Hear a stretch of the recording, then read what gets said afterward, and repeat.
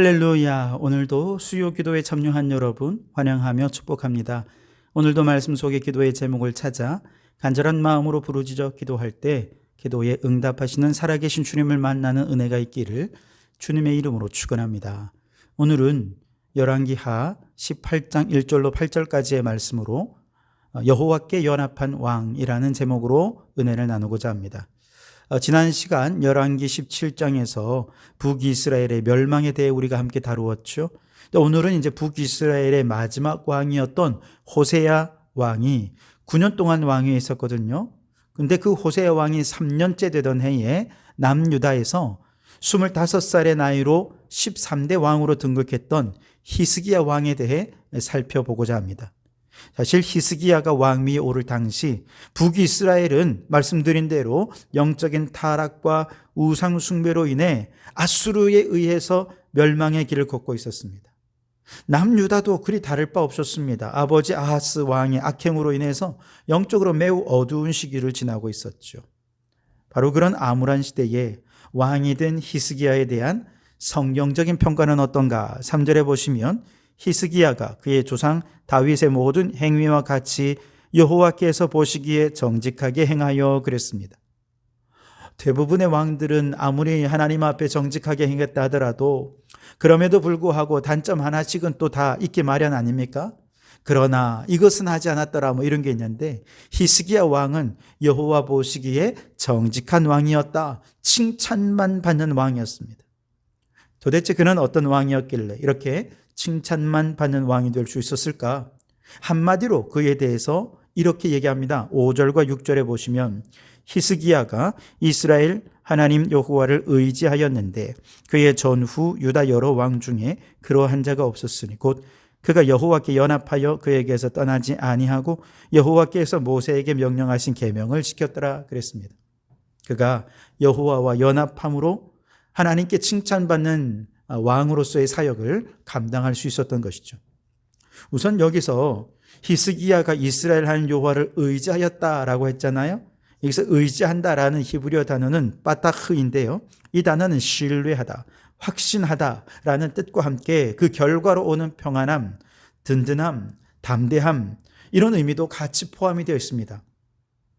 다시 말해서 이 히스기야 왕이 하나님을 의지했다는 것은 하나님을 너무너무 신뢰하고 또 그 신뢰가 너무나도 큰 확신이 되니까 왕의 마음에 담대함이 있고 안정감이 있고 든든함이 있고 평안한 마음으로 나라를 다스릴 수 있었다라는 뜻입니다.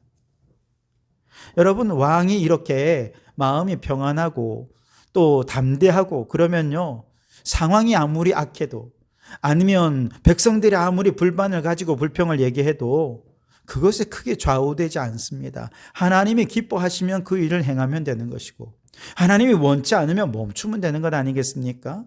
그러니 히스기야 왕이야말로 하나님이 참 기뻐하시는 하나님 마음에 합한 왕이 아니었을까 생각합니다. 자, 이러한 히스기야 왕의 믿음을 계속 이어서 이렇게 말하죠. 그의 전후 유다 여러 왕 중에 그러한 자가 없으니 그랬습니다. 한마디로 전무후무한 믿음으로 하나님을 의지했다 이렇게 평가하는 것입니다. 남유다에는 20명의 왕이 있거든요. 그런데 이와 같이 전무후무한 믿음으로 하나님을 의지했다고 평가받는 인물이 딱 두 사람입니다. 바로 13대 왕인 히스기야와 더불어서 16대 왕인 요시야 왕입니다. 두 왕이 전무후무한 종교개혁을 이룬 주역들인데 그와 같은 종교개혁의 이면에 전무후무한 믿음으로 하나님을 의지하는 그런 신앙이 있었다는 뜻이죠. 히스기야 왕이 전무후무한 믿음으로 하나님을 의지한 한 가지 사례가 이제 다음 시간에 살필 19장에서 나오는 내용인데요. 아수르 왕 사네립이 랍사게 장군을 내세워서 지속적으로 남유다를 위협합니다. 그때 히스기야 왕은 군사를 모으거나 주변 다른 강대국의 도움을 구하거나 혹은 항복을 하고 조공부터 바치려 하지 않았습니다. 그때 그는 전적으로 하나님을 의지해서 하나님 앞에 나아가 간절히 눈물로 기도했습니다. 그러자 하나님께서는 이사야 선지자를 통해서 이 민족이 승리할 것이다 확신을 주셨고 실제로 그날 밤 여호와의 사자가 아수르 진영에 나타나서 18만 5천 명을 죽이셨고, 다음날 아주 대패한 사네립 왕은 아수르로 돌아갔지만 전쟁 패배에 대한 충격과 그 여파로 힘이 약해진 왕이 암살자들에 의해 암살을 당하여 죽게 됩니다. 지난 시간 북이스라엘의 마지막 왕 호세아는 하나님 보시기에 악을 행했으나 그 전 이스라엘의 왕들과 같지는 하지는 아니하였다 라는 평가를 받았죠. 우리는 여기에 대해서 어떻게 이야기했습니까? 비상한 상황에서는 비상한 믿음이 필요했는데 호세아 왕은 그렇지 못해서 결국 나라가 멸망할 수밖에 없었다라는 말씀을 드렸죠. 그런데 히스기야 왕이나 요시야 왕은요, 비상 상황을 인지했습니다. 그리고 전무후무한 믿음으로 하나님을 의지한 결과 그들은 승리할 수 있었고 종교개혁도 완수해 낼 수 있었던 것이죠. 히스기야 왕의 종교개혁은요, 이전의 왕들이 행한 종교개혁과는 차별이 됩니다. 오늘 4절에 보시면 그가 여러 산당들을 제거하며 주상을 깨뜨리며 아세라 목상을 찍으며 모세가 만들었던 놋뱀을 이스라엘 자손이 이때까지 행하여 분향함으로 그것을 부수고 느후수단이라 일렀더라 그랬습니다. 여러분, 남유다의 역대 선왕들, 예를 들면 아사 왕이라든지 여호사밧, 요아스, 아마샤, 아사랴, 요담, 이런 왕들도 다 여호와 보시기에 정직히 행했다는 평가를 받은 왕들입니다. 그들도 나름대로 말씀대로 순종하고 또 종교개혁을 일으켜서 우상도 철폐하려 하기도 하고 그랬어요. 그런데 그 어떤 왕도 산당을 제거하지는 못했다는 것이 꼬리표처럼 항상 따라다녔습니다. 그런데 놀랍게도 히스기야 왕은 산당까지 제거해버린 것입니다. 철저한 개혁을 행한 것이죠. 아니, 도대체 산당이 뭐길래 그걸 제거하는 게 그렇게 어려웠을까요? 가나안 정복 이후에 예루살렘 성전이 완공되기 전까지는요, 어디서 예배드렸습니까? 그런 산당에서 예배를 드린 것입니다. 그게 일상적이었죠. 그래서 솔로몬도 성전을 짓기 전에 어디서 일천번제를 드렸습니까? 기브온 산당에서 제사를 드렸습니다. 다시 말해서 성전을 짓기 전까지만 해도 산당에서 제사하는 것은 곧 그곳에 하나님이 임재하시고 그들의 제사를 하나님이 받으신다는 것을 의미하는 것이었습니다. 그러니 그들은 그 산당에 가서 예배드리는 게 너무나도 익숙한 일이었죠. 그런데 솔로몬이 성전을 건축한 이후에는 성전 중심, 중앙 집권적인 신앙을 추구한 것이죠. 그러나 아무리 성전에 하나님이 거하신다라고 가르쳐도 사사시대부터 다윗시대까지도 수백 년 동안 산당에서 하나님을 찾는데 갑자기 성전이 지어졌으니 여기 하나님 안 계시고 성전으로 와라, 이렇게 얘기하는 것도 이상하지 않습니까? 물론 예루살렘 성전에 와서 제사를 드리면 좋겠지만 사정이나 형편이 그렇지 못한 사람들은 아마 지금까지 해오던 대로 거주지 근처의 산당에서 하나님을 예배하고 제사를 드렸을 것입니다. 문제는 솔로몬의 정략 결혼 때문에 이방신들이 물밀듯이 이스라엘에 대거 투입이 됩니다. 그들이 어디로 갔겠습니까? 예루살렘 성전은 이미 딱 제사장들이 자리 잡고 있으니까 지역으로 스며드는 것이죠. 산당에. 그래서 여호와만 섬기는 것이 아니라 그곳에 아세라도 섬기고 바알도 섬기고 여러 가지 우상들을 섬기는 곳으로 전락하게 되어 혼합적인 신앙을 갖게 되는 온상으로 변질되어 버리고 말았던 것이죠. 하지만 대부분의 왕들은 상당히 혼합적인 신앙으로 영적 간음을 행하는 온상이 된 거 알면서도 이런 이유 때문에 오랫동안 그곳에서 제사를 드렸던 전통과 그런 문화 때문에 단호하게 끊어내지를 못했던 것이죠. 그런데 히스기야 왕은 이전 왕들과 달랐습니다. 급진적이고 철저한 종교개혁을 단행한 것이죠.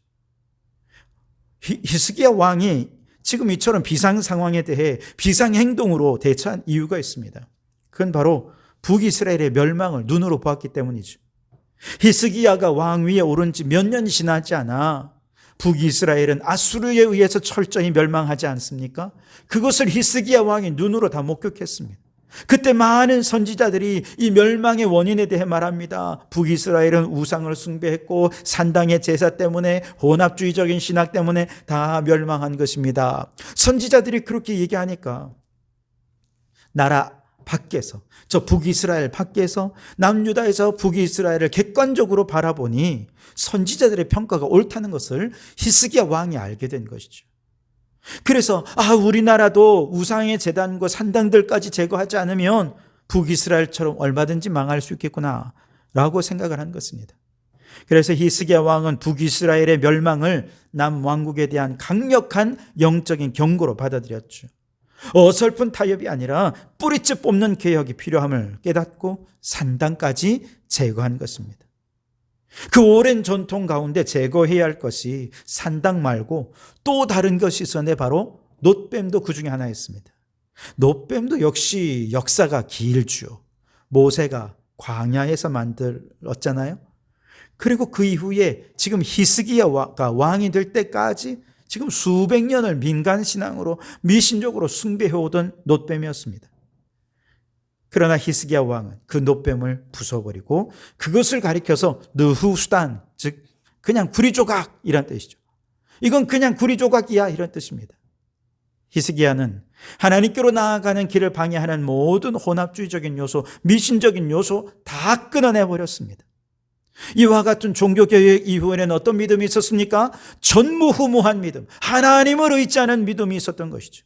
이처럼 비상한 상황에 대한 인식으로 하나님만을 전적으로 의지했던 히스기야 왕의 믿음이 오늘 우리들의 믿음이 되어서 혹시 우리도 하나님 말고 또 다른 것들을 숭배하고 그것들을 섬기고 의지하고 있는 것은 아닌지 돌아보면서 여러분 비상한 믿음으로 하나님만 의지하는 우리 성도들이 되시기를 주님의 이름으로 축원합니다.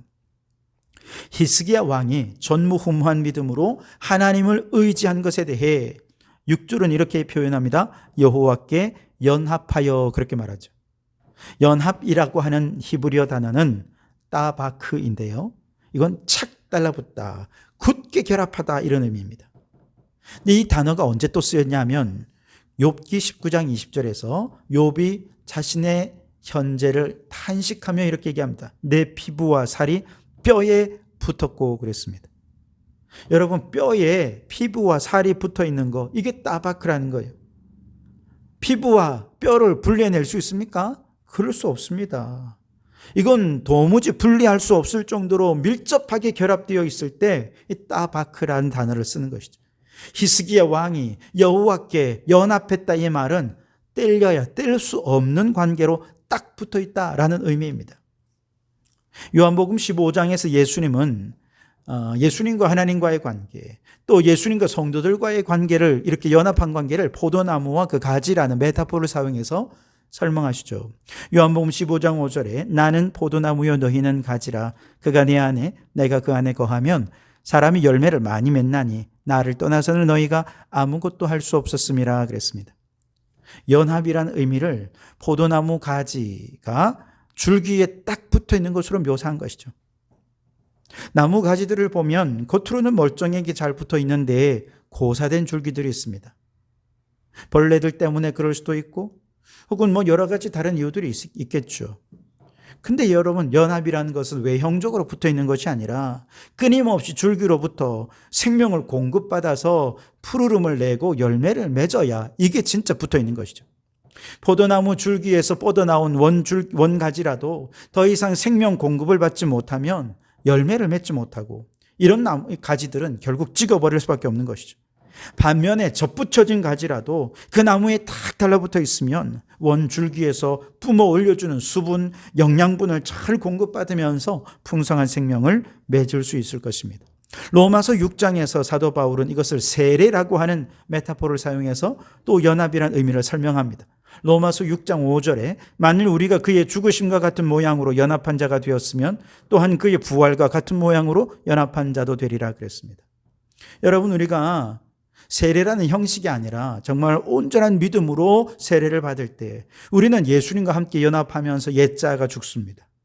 그리고 예수님의 부활하심과 함께 다시 새롭게 태어난 새 피조물이 됩니다. 이때 죽은 자는 죄의 몸이고 마귀의 종노릇하던 자지만 예수님과 함께 부활한 자는 다시 사망이나 죄나 이런 것들이 그를 주장하지 못하는 새 피조물로 부활한다는 것이죠. 왜냐하면 예수님께서 십자가에서 마귀를 멸하셨고 죄의 값을 다 치르셨기 때문에 마치 죄수가 모든 형량을 마치고 감옥 문을 탁 나올 때 그 자유한 것처럼 이미 우리는 예수님께서 모든 죄값을 다 치러 주셨기 때문에 이제 우리는 더 이상 죄인이 아니요 의인이고 죄의 종이 아니라 하나님의 자녀가 된 것입니다. 이렇게 우리가 예수님께 딱 붙어 있어야 된다는 거죠. 그래야 성령의 아름다운 열매들을 풍성히 맺습니다. 그런데 우리가 예수님께 연합하면 불편한 게 한두 가지가 아닙니다. 여러분, 차를 타고 장거리 여행을 운전을 해서 가면 우리는 차와 연합해야 됩니다. 그것도 안전벨트를 꽉 매고 연합해야 됩니다.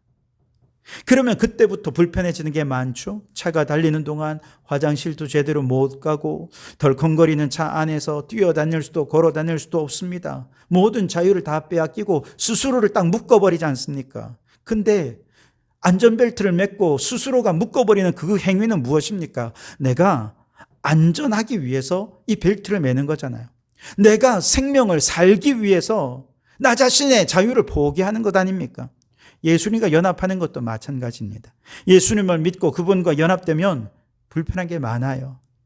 편하던 술자리도 못 나가고 음란한 행위도 못하고 돈을 더 많이 벌기 위해 문제없이 행하던 불의와 불법도 양심의 가책을 느껴서 더 이상 못하게 돼요. 그렇게 불편해져야 내가 사는 것입니다. 가지가 포도나무에 붙어 있어야 많은 열매를 맺듯이 우리가 예수 그리스도를 믿는 믿음으로 전적으로 그분께 붙어 있어야, 메어져야, 연합되어야 주님 주시는 생명을 공급받아서 성령의 풍성한 열매를 맺으며 살아갈 수 있게 되는 것입니다. 자, 히스기야 왕도 이렇게 하나님께 딱 연합이 되어 있으니 얼마나 풍성한, 어떤 방식으로 그가 연합하게 되었느냐?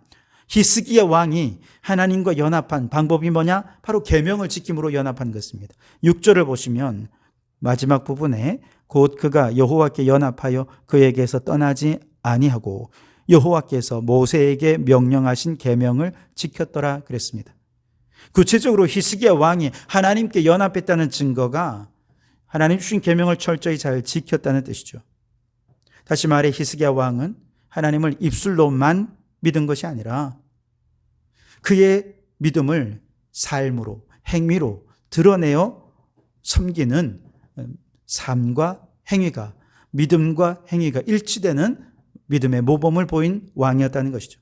입으로는 번지르르하게 신앙을 고백하고 은혜를 얘기하지만 일상의 삶에서 행함이 따르지 않으면 그 영혼은 죽은 영혼이지요.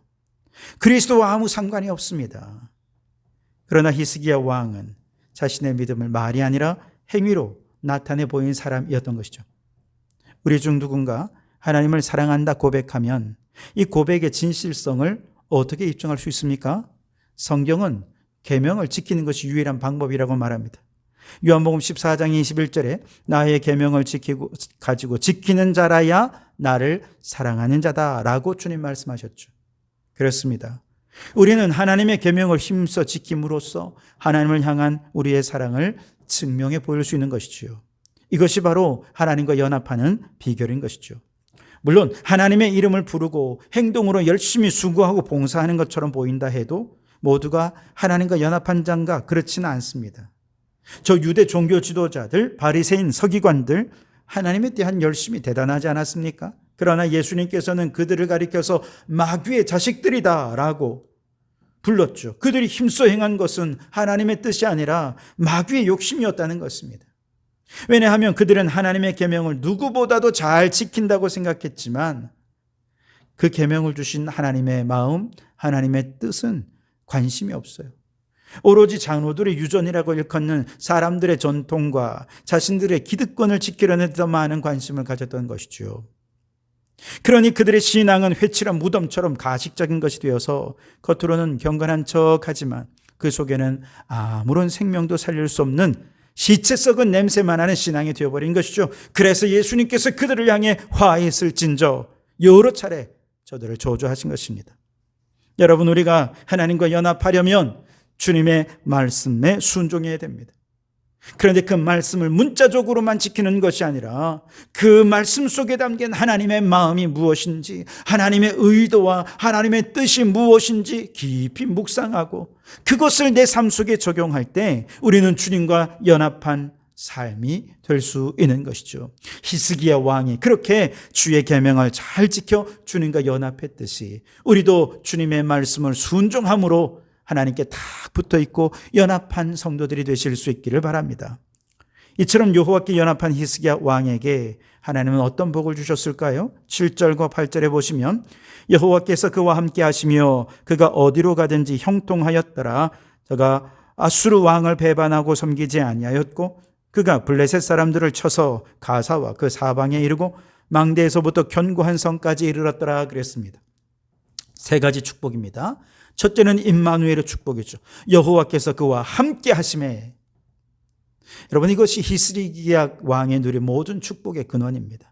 하나님이 함께 하시면 광야도 가나안이 되고 폭풍 속에서도 평강을 누릴 수 있게 됩니다. 히스기야의 형통함은 환경이 좋았기 때문이 아니라 만군의 여호와께서 그의 든든한 배경이 되어 주셨기 때문이지요. 두 번째 복은 어디로 가든지 형통하게 하시는 축복입니다. 히스기야는 당시 세계 최강대국이었던 아수르 왕을 배반하고 섬기기를 포기합니다. 그렇다고 또 다른 강대국인 애굽을 섬겼느냐? 그렇지 않습니다. 오직 하나님만 섬겼습니다. 여러분, 근데 이거 인간적으로 생각해 보면 이거는 강대국들과 연을 끊는다는 건 자살행위나 마찬가지가 아닙니까? 그럼에도 불구하고 하나님과 연합한 그는 세상의 권력 앞에 무릎 꿇지 않았습니다. 당당했습니다. 강대국들의 위협 속에서도 그 나라를 하나님께 의지하니 하나님께서 그들을 보존해 주셨습니다. 블레셋 사람들을 쳐서 가사와 그 사방에 이르도록 지경이 확장되었습니다. 약해졌던 국력도 하나님이 회복시켜 주셨고 잃어버린 영토도 되찾게 해 주신 것도 하나님의 형통함의 축복이었던 것이죠. 세 번째로 하나님의 통치가 확장되는 축복을 누렸습니다. 말씀드린 대로 히스기야의 형통은 본인 한 사람의 형통이 아닙니다. 그의 형통은 유다 온 백성들에게 여호와의 신앙이 얼마나 위대한 것을 보여주는 것이었습니다.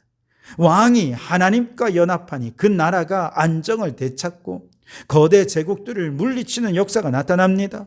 우리도 하나님과 함께 연합하면 하나님은 우리를 통해 주변 공동체에 흘러가는 축복의 통로로 삼아 주실 것입니다. 내가 잘 되는 것이 목적이 아니라 나를 통해 하나님의 영광이 나타나고 하나님의 통치가 점점 확장되는 것, 이것이 바로 히스기야 왕이 하나님 안에서 하나님과 연합했을 때 누린 축복이었던 것이죠. 여러분, 오늘 히스기야 왕은 첫째로 계명을 철저히 잘 지킴으로 전적으로 하나님만 의지하고 주님께 연합한 자가 되었습니다.